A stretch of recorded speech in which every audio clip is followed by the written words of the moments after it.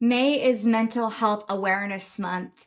And right now, what we're seeing is that 1 out of every 3 women are being diagnosed with some form of mental health disorder.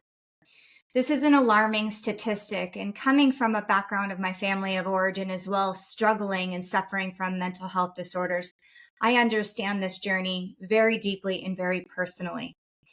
Having an aunt that was diagnosed with schizophrenia, bipolar, having a cousin diagnosed with bipolar disorder, having a mother who's been on antidepressants more than half of her life.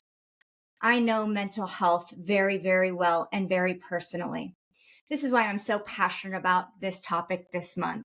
You see, so many of us go about mental health in a way of where, well, if we change our habits, if we just try to focus on the positivity, if we read the books and do the things, we may get temporary results. But the reality of it is that one of the things that we've missed the boat on with mental health is that it actually starts with nervous system, and that is in the body. What I realized over 15 plus years in the mental health arena, I was still struggling with anxiety. I was still struggling with having panic attacks.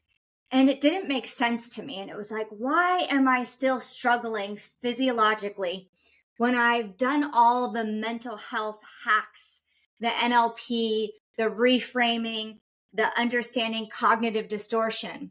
And what I realized is that I left my body behind when I did that work. That is why I'm so passionate about this journey when it comes to really understanding our nervous system and, more importantly, where the patterns were formed. You see, mental health is a very broad subject. And when we start to talk about women and really getting underneath the hood of why is it that 1 out of every 3 women are being diagnosed with a mental health disorder? Well, what we do know that over 35% of women that enter into perimenopausal and menopause, what we're witnessing is that they're getting diagnosed with depression. Something's wrong. And we need to ask more curiosity questions. And I believe that one of the questions that we owe it to ourselves in asking is, where did this pattern come from? And I know for me, having a mother being diagnosed with depression, having aunts and cousins being diagnosed with schizophrenia and bipolar, what I witnessed and what I learned very quickly is that the body needed to be involved. This month, I'm going to be talking a lot about where the mental health patternings came from when it comes to our family of origin and understanding it on a biological level. I'm going to be doing a workshop on May 9th talking all about breaking maternal patterns. And during that workshop, I'm going to be teaching real time how our nervous system follows these adaptations and these patterning. I know for me, my maternal mother was not really around a whole lot before I was 7 years old. So that first imprint of that warmth, that nurture, that bonding, that was really not really formed.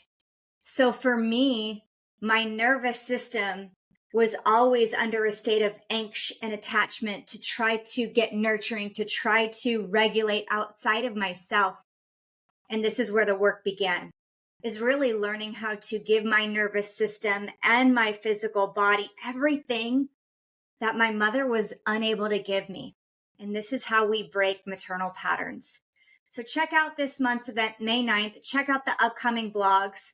I hope this lands for you, because what I am 100% certain is when you have a family member that is diagnosed with a mental health disorder, that doesn't necessarily mean that's your diagnosis either. It's an invitation to challenge it and do something different. Thank you.